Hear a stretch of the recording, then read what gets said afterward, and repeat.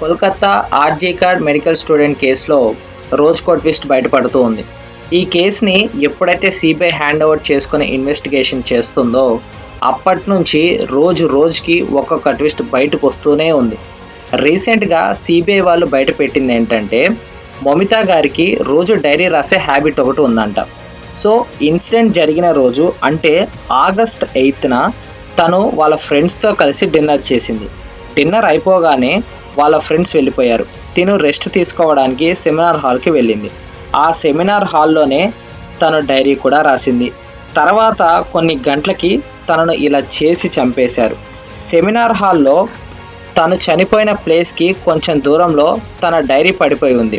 RG Kar medical college management వాళ్ళు మమితా బాడీని వాళ్ళ పేరెంట్స్కి హ్యాండ్ ఓవర్ చేసే టైంలో తన బిలాంగింగ్స్ని కూడా ఇచ్చేశారు. అందులో ఈ డైరీ కూడా ఒకటి ఉంది.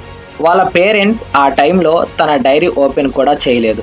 ఎప్పుడైతే సిబిఐ వాళ్ళు ఈ కేసుని ఇన్వెస్టిగేషన్ చేస్తున్నారో అప్పుడు వాళ్ళు తన పేరెంట్స్ని మమితాకి ఏమైనా హ్యాబిట్స్ ఉన్నాయా అని అడిగారు. అప్పుడు వాళ్ళ ఫాదర్ తనకి డైరీ రాసే హ్యాబిట్ ఒకటి ఉంది అని చెప్పారు. ఫస్ట్లో సిబిఐ వాళ్ళు కూడా ఆ డైరీ గురించి పెద్దగా పట్టించుకోలేదు. తర్వాత కేసు సీరియస్ అవుతుండడంతో వాళ్ళ ఇన్వెస్టిగేషన్ ఫస్ట్ నుంచి మళ్ళీ స్టార్ట్ చేశారు. సిబిఐ వాళ్ళు ఇన్వెస్టిగేషన్ చేస్తున్న టైంలో తన పేరెంట్స్ దగ్గర నుంచి ఆ డైరీ తీసుకొని చూశారు. అప్పుడే వాళ్ళకి మైండ్ పోయింది. ఎందుకంటే ఆ డైరీలో కొన్ని పేపర్స్ ఎవరో కట్ చేసేశారు. మొత్తం ఆ డైరీలో 15 పేపర్స్ మిస్ అయిపోయాయి. సిబిఐ వాళ్ళు ఆ అమ్మాయి పేరెంట్స్ని అడిగి వాళ్ళ పర్మిషన్తో ఆ డైరీని తీసుకొని వెళ్ళి మొత్తం డైరీని చదివితే అంతా నార్మల్గానే ఉండిపోయింది. బట్ సిబిఐ వాళ్ళకి ఎందుకో డౌట్ వచ్చి కట్ అయిన పేపర్స్ని క్లియర్గా అబ్జర్వ్ చేస్తే అక్కడ కొంచెం డ్రగ్ అని ఏదో రాసి ఉంది. కొంచెం సేపు సిబిఐ వాళ్ళకు కూడా ఏమీ అర్థం కాలేదు తను డ్రగ్ అని ఎందుకు రాసిందో అని చెప్పేసి. బట్ సిబిఐ వాళ్ళు అనుకుంది ఏంటంటే తను ట్రైనీ డాక్టర్ కదా, మెడిసిన్స్లో యూజ్ చేసే డ్రగ్స్ గురించి రాసి ఉంటుందేమో అని వాళ్ళు అనుకున్నారు. కానీ సిబిఐ వాళ్ళకి 3 days తర్వాత కానీ అర్థం కాలేదు తను రాసింది మెడిసిన్స్లో యూజ్ చేసే డ్రగ్స్ గురించి కాదు అని చెప్పేసి. తన డైరీలో ఆ 15 పేపర్స్లో రాసింది ఏంటంటే ఎవరైతే మమతా బెనర్జీ గవర్నమెంట్లో మినిస్టర్స్గా ఉన్నారో వాళ్ళకి 3 పిల్లలు ఉన్నారు. వీళ్ళు ఆర్జీకార్ మెడికల్ కాలేజ్లోనే చదువుతూ ఉన్నారు. ఈ 3లో 2 ఇంటర్న్స్గా చేస్తున్నారు అండ్ ఒక అబ్బాయి మాత్రం పోస్ట్ గ్రాడ్యుయేషన్ చదువుతూ ఉన్నాడు. ఈ 3 రోజు కాలేజ్కి వెళ్ళి ఎంబీబీఎస్ స్టూడెంట్స్కి ఈ మత్తు పదార్థాలు అలవాటు చేస్తున్నారు అండ్ వాటిని కాలేజ్లోనే పబ్లిక్గా అందరి ముందే అమ్ముతూ ఉన్నారు. ఈ 3 చేసే పనులు ఆ అమ్మాయి చూస్తూ ఉండలేక ఆ 3 దగ్గరికి వెళ్ళి మీరు ఈ పనులు ఆపేయండి లేకపోతే మేనేజ్మెంట్కి కంప్లైంట్ ఇస్తా అని వాళ్ళకి చెప్పింది. తను వీళ్ళు మారతారేమో అని అనుకుంది.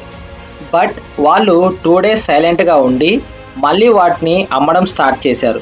ఈసారి తను మేనేజ్మెంట్కి కంప్లైంట్ ఇచ్చింది. బట్ మేనేజ్మెంట్ వాళ్ళు ఆ 3 మీద ఎలాంటి యాక్షన్ తీసుకోలేదు బికాజ్ వాళ్ళు పొలిటీషియన్ పిల్లలు అని చెప్పేసి. తర్వాత ఆ 3 తనకి వార్నింగ్ కూడా ఇచ్చారు. నువ్వు మా మీద కంప్లైంట్ ఇస్తావా, నీకు ఎంత ధైర్యం, నీ అంతు చూస్తామని వెళ్ళిపోయారు. సో ఈ విషయమే తను ఆ 15 పేజెస్లో రాసింది. కొన్ని రోజుల తర్వాత అంటే ఆగస్ట్ 8న తను డిన్నర్ చేసి సెమినార్ హాల్కి వెళ్ళడం ఈ 3 అబ్బాయిల్లో ఒకడు తనని చూశాడు. ఈ అబ్బాయి వెళ్ళి మిగతా 2కి చెప్పాడు తను సెమినార్ హాల్కి వెళ్తుంది ఒక్కతే అని చెప్పేసి. ముందే తన మీద కోపంతో ఉన్న ఈ 3 సెమినార్ హాల్కి వెళ్ళి చూశారు. ఆ సెమినార్ హాల్లో తను ఒక్కతే ఉంది. తను కొంచెం సేపు డైరీ రాసుకొని అలా పడుకుంది. ఆ టైంలో వీళ్ళు వెళ్ళి తనని పాపం అలా చేసి కిరాతకంగా చంపేశారు. ఈ 3 తను చనిపోయింది అని కన్ఫర్మ్ చేసుకున్నాక తన డైరీ ఓపెన్ చేసి చూశారు. అప్పుడే వాళ్ళకి ఒకటి అర్థమైంది, తను ఈ 3 గురించి తన డైరీలో కూడా రాసుకుందని. తను వీళ్ళ గురించి రాసిన పేజెస్ అన్నీ ఈ 3 చించేసి వాళ్ళ దగ్గర పెట్టేసుకున్నారు. తర్వాత వీళ్ళు ఆ ప్లేస్ నుంచి వెళ్ళిపోయారు. సో ఇదే సిబిఐ వాళ్ళు ఇన్వెస్టిగేషన్ చేస్తే బయటకు వచ్చిన నిజం. తర్వాత తన డైరీలో తను ఏమవ్వాలో, తన డ్రీమ్స్ ఏంటో అండ్ తన ఫ్యూచర్లో ఏ హాస్పిటల్స్లో వర్క్ చేయాలో అండ్ అంతేకాకుండా హోమ్లెస్ పీపుల్స్కి ఫ్రీగా సర్వీస్ చేయాలని నాకు ఉంది, దిస్ ఈజ్ మై అంబిషన్ అని తన డైరీలో రాసుకుంది. తన డైరీ చదివి సిబిఐ వాళ్ళు కూడా ఎమోషనల్ అయ్యారు. సో సిబిఐ వాళ్ళు డాక్యుమెంట్స్ అన్నీ కోర్టులో సబ్మిట్ చేసేశారు. అయితే కొంతమంది డాక్టర్స్ తనకి న్యాయం జరగాలని ఇంకా ప్రొటెస్టులు చేస్తూ ఉన్నారు. రీసెంట్గా కోర్ట్ ఆ అమ్మాయికి న్యాయం జరుగుతుంది, మీరు వెళ్ళి మీ వర్క్స్ చేయండి అని డాక్టర్స్కి చెప్పింది. బట్ డాక్టర్స్ అమ్మాయికి జస్టిస్ జరిగే వరకు మేము ఈ ప్రొటెస్ట్లు ఆపమని చెప్పేశారు. సో కోర్టు కూడా ఇక చేసేదేం లేక ఆ ప్రొటెస్ట్లు చేసే వాళ్ళకి ప్రొటెక్షన్గా పోలీస్ ఫోర్స్ని ఉంచింది. ఆ అమ్మాయి చనిపోయిన తర్వాత ఆ ముగ్గురు అబ్బాయిల ఫ్రెండ్స్ వీళ్ళు చేసే పనుల గురించి సిబిఐ వాళ్ళకి చెప్పేశారు. ఈ ముగ్గురికి కాల్గల్ ర్యాకెట్స్తో కూడా లింక్స్ ఉన్నాయంట.